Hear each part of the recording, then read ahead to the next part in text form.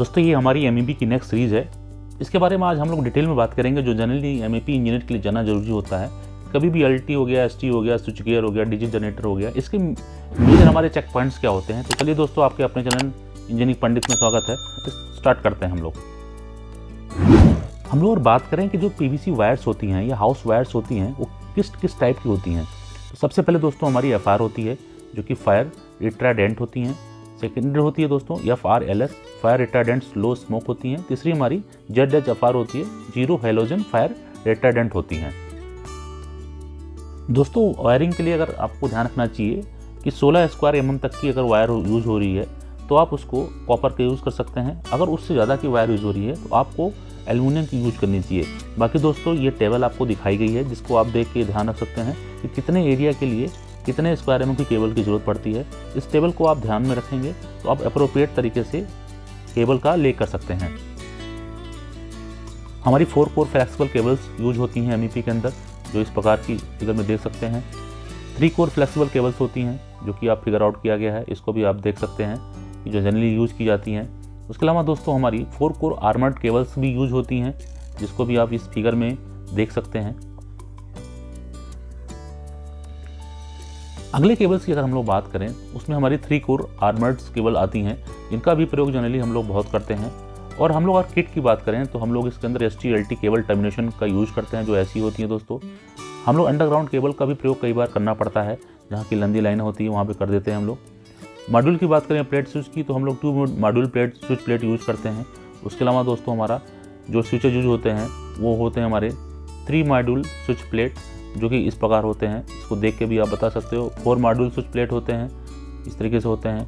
हमारा इसके अलावा 6 मॉड्यूल स्विच प्लेट होता है, जिसका भी प्रयोग हम लोग करते हैं।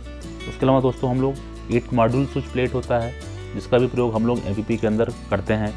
उसके अलावा हमारा TV एंड डेटा सॉकेट होता है, जो कि हम लोग लगाते हैं जहाँ ज़रूरत पड़ती है। और TV एंड डेटा सॉकेट दोस्तों बहुत इंपॉर्टेंट होता है लगाने के लिए। उसके अलावा 2 वे लाइटिंग कंट्रोल इस तरीके का प्रयोग होता है दोस्तों।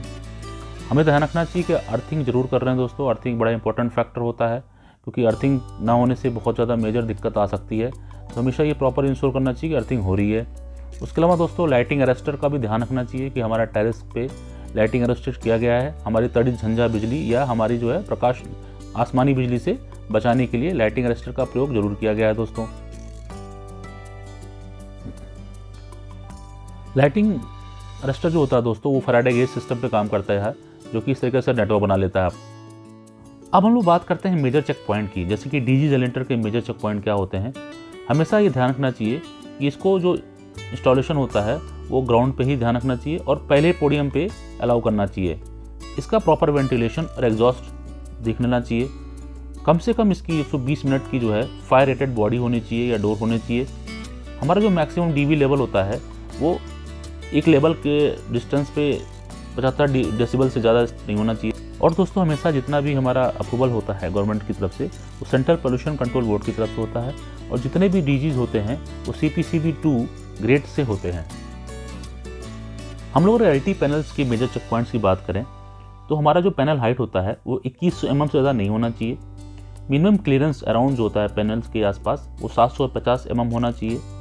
हमारा स्पेस जो होता है 2 LT पैनल के बीच में वो 2000 mm तक का होना चाहिए। और जो पैनल्स होता है वो मैन्युफैक्चरर से चेक लेना चाहिए कि एज पर अप्रूव्ड SLD या गवर्नमेंट अथॉरिटी के हिसाब से किया गया हुआ नहीं किया गया हुआ। ये चीज़ का पहले ही हमें ध्यान रखना चाहिए और लगाने से पहले ही मैन्युफैक्चरर से ये चेक कर लेना चाहिए। हम लोग अगर डिस्ट्रीब्यूशन की बात करें तो हमेशा जो होता है एज पर सेक्शन के हिसाब से बनाया जाता है। टाइप ऑफ DB जो होते हैं वो SBN, TPN सेगमेंट इत्यादि में होते हैं। और DB टाइप हमेशा वर्टिकल हॉरिजॉन्टल होता है। DB स्विच गियर जो होता है दोस्तों वो RCCB, MCCB इत्यादि प्रयोग करते हैं। DB की साइज लेंथ, विड्थ और डेप्थ के हिसाब से होती है। DB मैट्रिक्स सेक्शन जो होता है वो सीट जो होती है उसकी थिकनेस, पाउडर कोडिंग इत्यादि देखना चाहिए हमें। और जो इंस्टॉलेशन होता है एज पर मेथड स्टेटमेंट के हिसाब से होना चाहिए। वायरिंग वर्क भी हमारा मेथड स्टेटमेंट के हिसाब से होना चाहिए। टेस्टिंग कमीशनिंग जो होता है वो प्रॉपर इलेक्ट्रॉनिक मल्टीमीटर और 440 वोल्ट के टेस्ट लैम्प के हिसाब से करना चाहिए। ऑल MCB और जो सर्किट होती है वो नंबर्ड होनी चाहिए, फेरूल जरूर लगे होने चाहिए। और दोस्तों एक चीज़ और ध्यान रखा जाता है, जो हमारी DB स्कीमेटिक होती है वो एज पर DB कवर के हिसाब से स्टक होनी चाहिए। ऑयल ट्रांसफार्मर की अगर हम लोग चेक पॉइंट की बात करें तो हमें से इंश्योर करना चाहिए कि जो ऑयल लेवल होता है एज़ पर रिकमेंडेड के हिसाब से होना चाहिए। ये इंश्योर करना चाहिए कि ब्रेदर और सिल्का जल होता है अच्छी कंडीशन में है, पिंक सिल्का जल होता है वो अच्छा फ्रेश होता है। ये भी इंश्योर करना चाहिए कि कोई भी हमारा लीकेज विजिबल नहीं होता है, खासकर रेडिएटर, वाल्व्स, केबल बुशिंग और कंजर्वेटर टैंक की तरफ। टेम्परेचर गेज भी चेक लेना चाहिए। इंश्योर करना चाहिए कि केबल पूरी प्रॉपर टाइटनेस की गई है कि नहीं की गई है। और जो सबसे खासकर ध्यान देने वाली चीज़ होती है, ये भी इंश्योर करना चाहिए कि जो अर्थिंग की साइज़ है वो प्रॉपर है कि नहीं है, और अगर साइज़ प्रॉपर है तो उसका कनेक्शन भी प्रॉपर ही होना चाहिए। हम लोग इलेक्ट्रिकल शाफ्ट की बात करें तो ये हमेशा ध्यान रखना चाहिए हमारा कि जो भी सेंटर बिल्डिंग से जो होता है वो सेंटर में होना चाहिए, जिससे एक्स्ट्रा केबल अवॉइड की जाएगी। और ये इसका जो डोर होता है दोस्तों वो फायर रेटेड होना चाहिए, और इसका जो है प्रॉपर जो होता है वाटर से प्रोटेक्शन होना चाहिए कि नहीं कि शाफ्ट के अंदर पानी आने की कोई गुंजाइश ना रहे। और 200 mm के आसपास ये फ्री होना चाहिए, या इसका प्लेटफॉर्म एक प्रॉपर तरीके से बनना चाहिए, जिससे कि हम फ्यूचर में अगर इसको मेंटेनेंस पर्सपेक्टिव में देखते हैं तो मेंटेनेंस करने में कोई दिक्कत ना आए। कई बार क्या होता है कि शाफ्ट को प्रॉपर सीज कर देते हैं और उसमें एक्सेस नहीं मिल पाता है, तो इसलिए ये सारी चीज़ें ध्यान रखनी चाहिए कि उसका एक प्रॉपर साइज़ होना चाहिए, उसका एक प्रॉपर प्लेटफॉर्म होना चाहिए, और एक्सेस के लिए उसमें ऑप्शन होना चाहिए।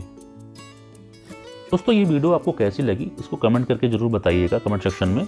और ये हमारी एक MEP की सीरीज चल रही है जिसमें मैं आपको पूरा डिटेल में बता रहा हूँ, बहुत ही छोटे छोटे पॉइंट को भी कवर कर रहा हूँ, छोटी छोटी वीडियो बना रहा हूँ कि सो दैट एक लंबी वीडियो ना होने पाए। और आने वाले टाइम में और भी इसकी ढेर सारी वीडियो आने वाली हैं जो पर्टिकुलर MEP से होंगी, और इस वीडियो को देखने के बाद एक MEP इंजीनियर के लिए बहुत ही अच्छी जानकारी मिल सकती है। बहुत ही बेसिक बिंदुओं पर जानकारी दी जा रही है। दोस्तों अगर आपको ये वीडियो पसंद आई है इसको लाइक करें, शेयर करें, सब्सक्राइब करें, और आने वाली इस प्रकार की वीडियो को देखने के लिए बेल आइकन का बटन दबाना बिल्कुल भी ना भूलें। चलिए दोस्तों, नमस्कार, धन्यवाद।